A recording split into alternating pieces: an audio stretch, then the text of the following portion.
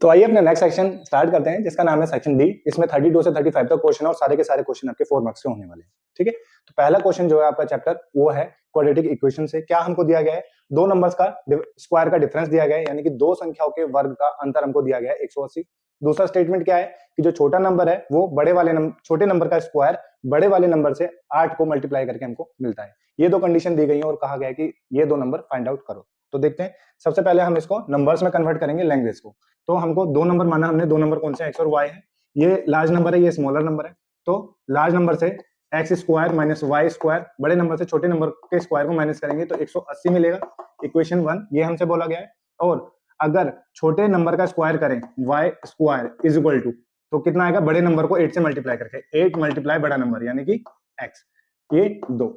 ये दो हमको कंडीशन दी गई है। इसको सब्स्टिट्यूशन मेथड से हम सोल्व करते हैं। सब्स्टिट्यूशन मेथड यानी कि वाई स्क्वायर की जगह हम क्या रख देंगे इक्वेशन 1 में, 8x। तो करते हैं, x square minus y square की जगह क्या धर दिया, 8x माइनस 180 बराबर 0। इस 180 को यहां ले आए। अब ये हमारी स्टैंडर्ड फॉर्म बन गई किसकी, क्वाड्रेटिक इक्वेशन की।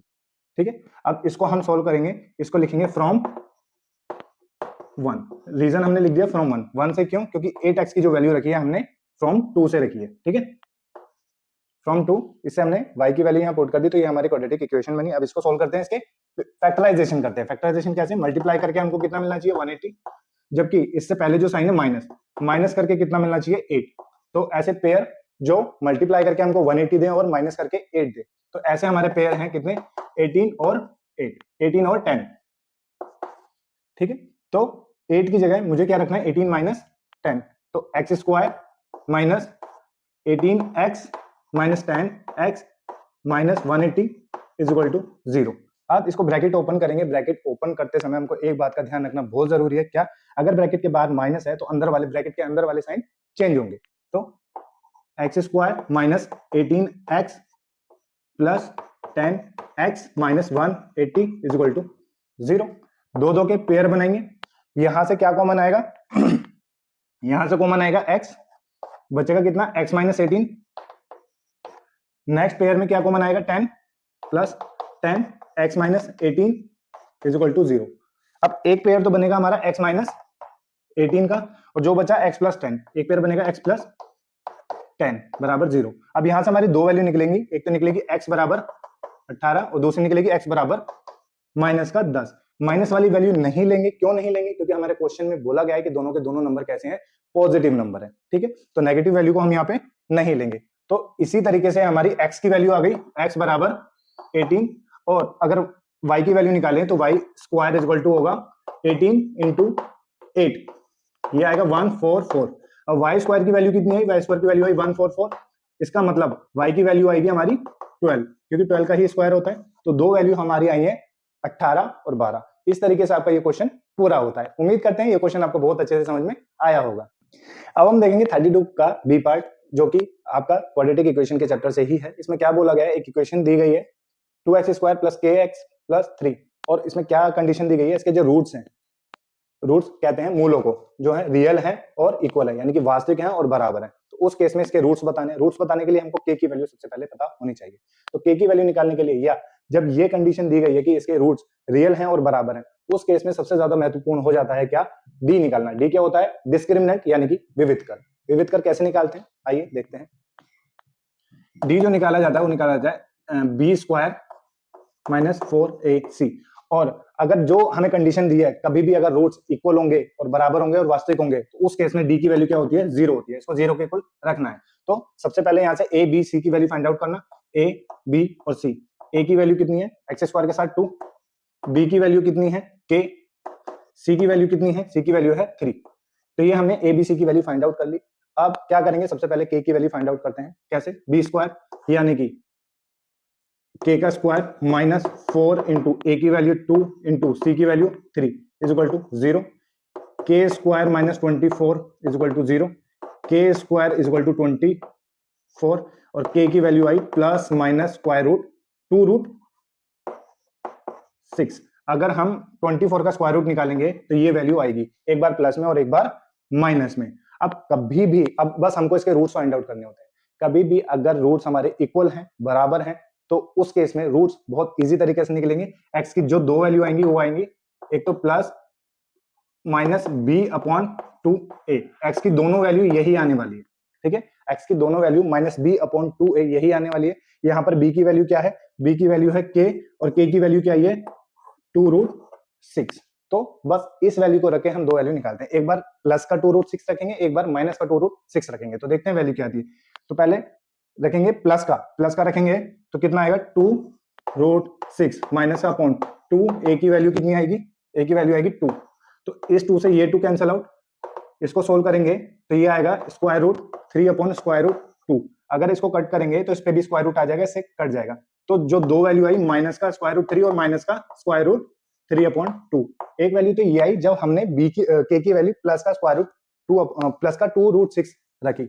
अब दूसरी वैल्यू क्या आएगी, जब हम इसको माइनस रखेंगे, माइनस से माइनस क्या हो जाएगा, यानी कि माइनस 2√6 अपॉन 2a 2 इंटू 2। तो यहां से जो वैल्यू निकल के आएगी वो प्लस की आएगी, सेम वैल्यू यानी कि स्क्वायर रूट 3 अपॉन 2 और स्क्वायर रूट 3 अपॉन 2।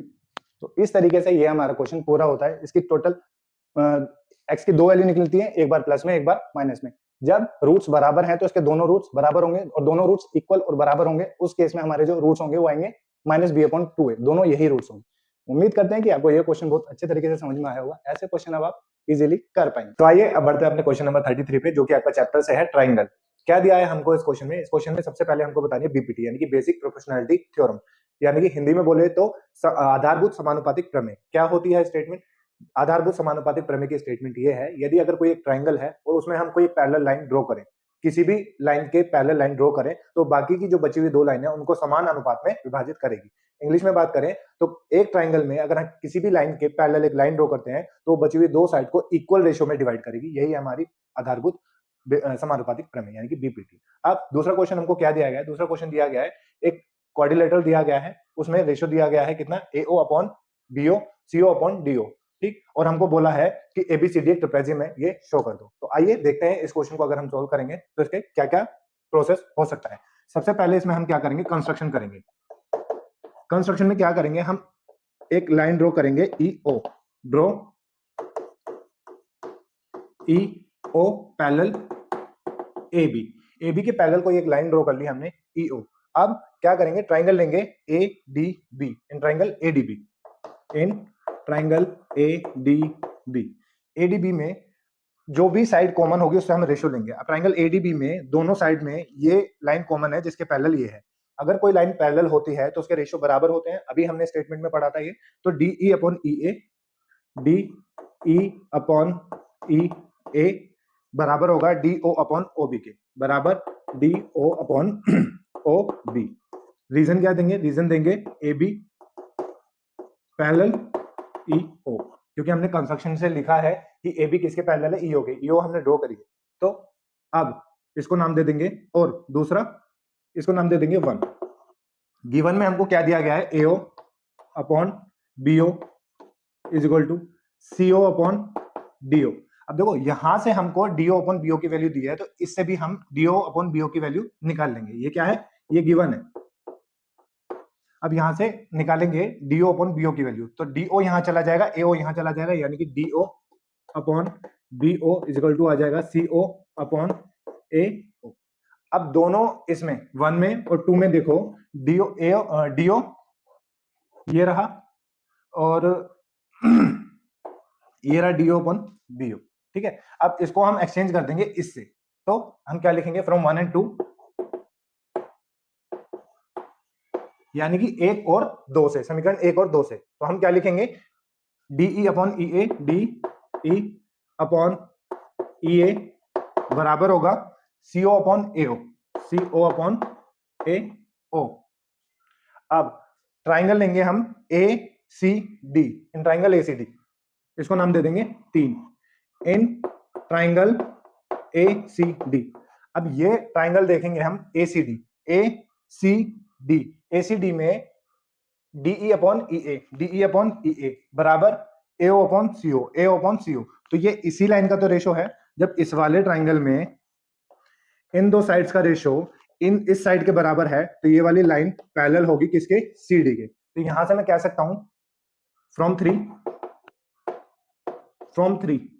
मैं ये कह सकता हूं EO जो पैरेलल होगी किसके, डीसी के, ईओ पैरेलल डीसी, क्यों? By converse BPT.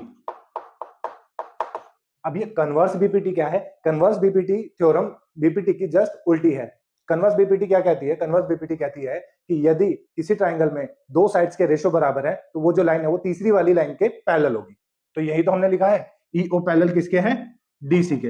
अब हमने क्या कहा था? ईओ ए बी पैरेलल है, पैरेलल ईओ। अब हमने क्या प्रूव किया है? ईओ पैरेलल है, ईओ पैरेलल है डीसी के। तो क्या मैं ये कह सकता हूं ए बी पैरेलल होगी किसके? डीसी के। अब किसी भी क्वाड्रिलेटरल में अगर दो साइड पैरेलल हैं तो हम उसको क्या कहेंगे? ट्रेपेजियम। तो ये क्या होगा? हमारा सिद्ध हो गया कि A B C D is a trapezium. इस तरीके से ये हमारा क्वेश्चन पूरा होता है। उम्मीद है कि आपको ये क्वेश्चन बहुत अच्छे तरीके से समझ में आया होगा। साथ ही इसकी जो थ्योरम है कन्वर्स बीपीटी और बीपीटी थ्योरम, उसकी स्टेटमेंट आपके लिए बहुत इंपॉर्टेंट है। इससे आपके काफी सारे क्वेश्चन पूछे जाते हैं। अब हम बढ़ते हैं अपने नेक्स्ट क्वेश्चन पे, 34 का ए पार्ट, जो कि आपके चैप्टर से सरफेस एरिया एंड वॉल्यूम। क्या आपको क्वेश्चन में दिया गया? क्वेश्चन में दिया गया है कि एक कौन है जो किसके ऊपर रखा है? हेमिस्फेयर के ऊपर। एक शंकु को अर्धगोले के ऊपर रखा गया है। उसमें क्या कंडीशन दी गई है? जो शंकु और अर्धगोला यानी कि कौन और हेमिस्फेयर है, दोनों की जो रेडियस है वो सेम होने वाली है। दूसरी कंडीशन क्या दी है? जो कौन की जो हाइट है, आपकी शंकु की जो ऊंचाई है, वो जो आपका हेमिस्फेयर है, अर्धगोला है, उसके व्यास के बराबर है। तो इस केस में हमको जो फिगर बनेगा इससे उसका वॉल्यूम बताना है। तो आइए देखते हैं। सबसे पहले इसका डायग्राम देखते हैं कैसे बनेगा। ये एक शंकु है और ये एक हेमिस्फेयर पर रखा गया है। हमें जो हाइट दी गई है, हाइट ये है और आर ये है। दोनों के केस में रेडियस हमारी क्या होगी? सेम होगी। और रेडियस कितनी दी गई है? रेडियस दी गई है R is equal to 5 centimetre. इसी से हमारी हाइट निकल जाएगी। हाइट की वैल्यू कितनी दी गई है? हाइट दी गई है 2r, यानी कि डायमीटर के बराबर है, यानी कि हो जाएगी 10 सेंटीमीटर। अब हमको इस पूरे फिगर का क्या निकालना है? वॉल्यूम निकालना है। तो वॉल्यूम निकालने के लिए दोनों का वॉल्यूम निकालेंगे और उनको ऐड कर देंगे। तो volume of cone plus volume of hemisphere. ठीक, वॉल्यूम ऑफ कॉन क्या होता है? 1/3 pi R square H, plus volume of cone क्या होता है? 2/3 हेमिस्फेयर का 2/3 पाई आर क्यूब। ठीक, अब h की जगह क्या मैं 2r रख सकता हूं? तो हाँ, रख सकता हूं। h की जगह 2r रख के देखते हैं। यहाँ पे 1/3 pi R square into 2r plus 2/3 pi R cube. तो देखें तो ये भी 2/3 पाई आर क्यूब है और ये भी 2/3 पाई आर क्यूब है। तो इन दोनों को प्लस करेंगे, 2/3 प्लस 2/3 हो जाएगा 4/3 पाई आर क्यूब। बस आर की जगह हमको कितना रखना है? यहाँ पे 5। तो देखते हैं, ये आएगा 4/3 इंटू पाई की वैल्यू 3.14 रखते हैं, मल्टीप्लाई आर की वैल्यू 5 इंटू 5। ठीक, 4 की मल्टीप्लाई अगर हम 25 यानी कि इससे कर दें तो ये 100 आएगा। 4 और 25 की मल्टीप्लाई करके 100। तो जो कैलकुलेशन बची हमारी वो होगी 3.14 मल्टीप्लाई 100 मल्टीप्लाई 5 डिवाइडेड बाय 3। बस इतनी सी कैलकुलेशन बची है। इन दो पॉइंट से ये 100 कैंसिल आउट हो जाएगा। तो 314 मल्टीप्लाई 5 डिवाइडेड बाय 3। ठीक, अगर इसको सोल्व करेंगे तो हमारा जो फाइनल आंसर आएगा वो आएगा 523.33 सेंटीमीटर स्क्वायर, यानी कि 523.33 सेंटीमीटर क्यूब। इस तरह से हमने इसका वॉल्यूम निकाल लिया। उम्मीद करते हैं ये क्वेश्चन आपको बहुत अच्छे तरीके से समझ में आया होगा। तो आइए अपने नेक्स्ट पार्ट पे बढ़ते हैं, जो कि 34 का ही बी पार्ट है। सेम क्वेश्चन आपका सेम चैप्टर से नेक्स्ट क्वेश्चन है। चैप्टर है सरफेस एरिया एंड वॉल्यूम।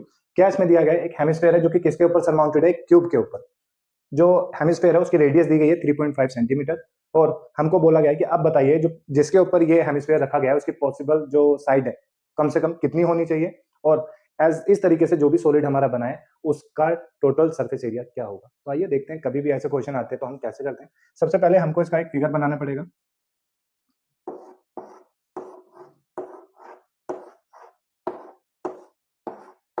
ये हमने क्यूब बनाया। क्यूब का जो टोटल सरफेस एरिया होता है वो होता है 6a स्क्वायर। ठीक है, तो इस पे हमने एक ये रखा जो कि टोटल इसको क्या कर लेगा? कवर कर लेगा। हमने इस पे एक हेमिस्फेयर रखा जो कि इसके ऊपर वाले पार्ट को क्या कर लेगा? कवर कर लेगा। कभी भी अगर हमसे सरफेस एरिया पूछा जाता है तो हम सरफेस एरिया उसी पार्ट का बताते हैं जो पार्ट हमको दिखाई देता है। इस केस में हमको इसके सारी की सारी साइड दिखाई देंगी, एक टॉप को छोड़ के जहां पर हमारा हेमिस्फेयर रखा गया है। और उसमें भी केवल वो पार्ट नहीं दिख रहा। अगर हम इसके टॉप को देखें तो केवल ये पार्ट हमको नहीं दिख रहा है जो कि सर्कल पार्ट है, बाकी ये पार्ट तो हमको दिखाई दे रहा है। तो हमको उस सब पार्ट का सरफेस एरिया निकालना पड़ेगा जो कि हमको दिखाई दे रहा है, उसी को टोटल सरफेस एरिया बोलेंगे। तो देखते हैं सबसे पहला क्वेश्चन कि इसकी साइड क्या होगी। तो इसकी साइड वही होगी जो इसका डायमीटर होगा हेमिस्फेयर का। अब हेमिस्फेयर की रेडियस हमको कितनी दी गई है? हेमिस्फेयर की रेडियस हमको दी गई है 3.5 सेंटीमीटर। तो डायमीटर कैसे निकलेगा? 2 से मल्टीप्लाई करके, 2 की 3.5 से मल्टीप्लाई करेंगे तो हमारा जो डायमीटर आ जाएगा वो 7 सेंटीमीटर आ जाएगा। अच्छा, इसमें एक बात और ध्यान रखने की जरूरत है। अभी तो आपको यहाँ पे रेडियस दी गई है, अगर कभी आपको क्यूब की साइड दी जाए तो और आपसे रेडियस पूछी जाए तो आप क्या करेंगे? तो एक रिलेशन होता है, ये आप ध्यान में रखें। क्यूब की साइड हमने मानी है a, वो हमेशा किसके बराबर होगी? 2r के, या इसको डायमीटर भी बोलते हैं इसके। तो यहां से अगर आपको कभी भी कुछ भी एक वैल्यू दी जाए, दूसरी वैल्यू आप निकाल सकते हैं। इन केस अगर आपको डायमीटर दिया जा रहा है तो सीधा डायमीटर किसके बराबर होगा? क्यूब की साइड के। अगर आपको रेडियस दी जा रही है और साइड पूछी जा रही है, जो कि इस केस में पूछा गया है, तो आप 2 से मल्टीप्लाई करके सीधा उसकी साइड निकाल सकते हैं। तो यहाँ पे क्यूब की साइड हमारी क्या आ गई? जो पॉसिबल कम से कम कितनी होनी चाहिए? 7 सेंटीमीटर होनी चाहिए, तभी इस पे एक हेमिस्फीयर रखा जा सकता है। ठीक है, नेक्स्ट क्वेश्चन पे बढ़ते हैं कि इसका total surface area find out करना है। तो टोटल सरफेस एरिया में क्यूब आएगा। क्यूब का जो टोटल सरफेस एरिया होता है वो होता है 6a स्क्वायर। अब 6a स्क्वायर में से हमें कौन सा, अच्छा 6a स्क्वायर तो हो गई होगा, प्लस इसका सरफेस एरिया कितना होता है हेमिस्फेयर का? हेमिस्फेयर का होता है 2πr स्क्वायर। ठीक है, 2πr स्क्वायर होता है, लेकिन हमें ये पार्ट भी तो माइनस करना है ना। सर्कल वाले पार्ट में से ये पार्ट तो सर्कल ने ढक लिया क्यूब का, तो वो पार्ट हमको दिखाई नहीं दे रहा है, और जो पार्ट दिखाई नहीं दे रहा तो उसका सरफेस एरिया कैसे निकालेंगे? तो इसमें से माइनस करना पड़ेगा, माइनस पाई आर स्क्वायर। अब इन सबको प्लस करके जो भी आएगा मेरा आंसर वो आएगा टोटल सरफेस एरिया। तो टोटल सरफेस एरिया कैसे फाइंड आउट होगा? 6a square plus pi R square. तो ये मेरा फाइनल आंसर होगा। अब इसमें वैल्यू रख के हमारा आंसर आ जाएगा। तो 6 मल्टीप्लाई ए की वैल्यू क्या आई है हमारी? 7 इंटू 7 प्लस पाई की वैल्यू 22/7 इंटू आर की वैल्यू 7/2 मल्टीप्लाई 7/2। 7/2 इसलिए क्योंकि 7 से ये कट जाएगा, इसलिए 3.5 को 7/2 हमने लिख लिया। तो ये आएगा 294 प्लस 7 से 7 और इससे इसको काटेंगे 11 पे, तो ये आएगा 38.5। इसको प्लस करेंगे तो कितना आएगा? 332.5 सेंटीमीटर स्क्वायर। ठीक है, तो फाइनल आंसर हमारा क्या आया? 332.5 सेंटीमीटर स्क्वायर। उम्मीद करते हैं ये क्वेश्चन आपको बहुत अच्छे से समझ में आया होगा। तो आइए अपने नेक्स्ट क्वेश्चन पे बढ़ते हैं, जो कि आपका चैप्टर से है स्टैटिस्टिक्स, सांख्यिकी हिंदी में। क्या दिया गया है आपको? बस ये टेबल दी गई है और बोला गया है कि इसका माध्य निकाल दो। इंग्लिश में बोले तो मीन निकालना है। तो कैसे इस टेबल में कैसे हमको इसको सोल्व करना है वो हम देखेंगे। तो शुरू करते हैं, पहले इस टेबल को पूरा करते हैं। तो पहली जो टेबल दी गई है वो क्लास इंटरवल दिया गया है। दूसरी टेबल में हमको FI यानी कि फ्रीक्वेंसीज दी गई है। ठीक है, और इसका जो टोटल है फ्रीक्वेंसीज वो 200 दी गई है हमको क्वेश्चन में ही। ठीक है, तो XI कभी भी क्लास इंटरवल से XI की वैल्यू फाइंड आउट करनी होती है तो जो क्लास इंटरवल दिया गया है उसको प्लस करके 2 से डिवाइड करना होता है, तो हमारी सारी की सारी XI की वैल्यू निकल जाएंगी। तो देखते हैं 1 बाय 1। 0 और 20 को प्लस करें तो कितना आएगा? 20। 20 को 2 से डिवाइड करेंगे तो कितना आएगा? 10। अब 20 और 40, 60। 60 को 2 से डिवाइड करेंगे तो कितना आएगा? 30। अब हमने बस ये देख लिया है इसमें कितने का गैप आ रहा है? 20 का, तो आगे 20 प्लस करके लिखते जाएंगे। 50, 20 70, 20 90 और 20 110। बस इतना इजी है, बहुत ज्यादा मुश्किल नहीं है।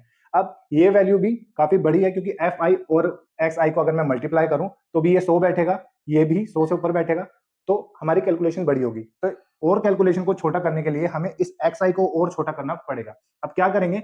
ये कितनी वैल्यू हमारी? 1 2 3 4 5 6 6 है, तो कोई भी बीच की वैल्यू हमको लगभग माननी पड़ेगी। तो क्या मानते हैं हम? 50 को बीच की वैल्यू मानते हैं। अब बीच की वैल्यू क्यों मान रहे हैं वो भी बताता हूं। ये जो मान रहे हैं इसको माना हमने, ये है ए होता है हमारा अज्यूम मीन यानी कि कल्पित माध्य। ठीक है, इसको मानेंगे और जितनी भी XI की वैल्यू आई है उसमें से हम इस ए को क्या करेंगे? माइनस करेंगे और यहाँ पे लिखते जाएंगे। तो ए में से ए कितना माना है हमने? 50। तो अब XI की हर वैल्यू में से हम 50 को माइनस करेंगे। इसमें से 50 माइनस करा तो माइनस का 40, इसमें से 50 माइनस करा तो माइनस का 20, 0। फिर इसमें अब देखो 20-20 का अंतर आ रहा है, 20-20 बढ़ता जा रहा है, तो हम इसमें भी 20 बढ़ा देंगे। 0 में 20 प्लस करा तो कितना आया? 20, 20 में 20 प्लस करा तो 40, 40 में 20 प्लस करा तो 60। ठीक, बहुत ज्यादा मुश्किल नहीं है।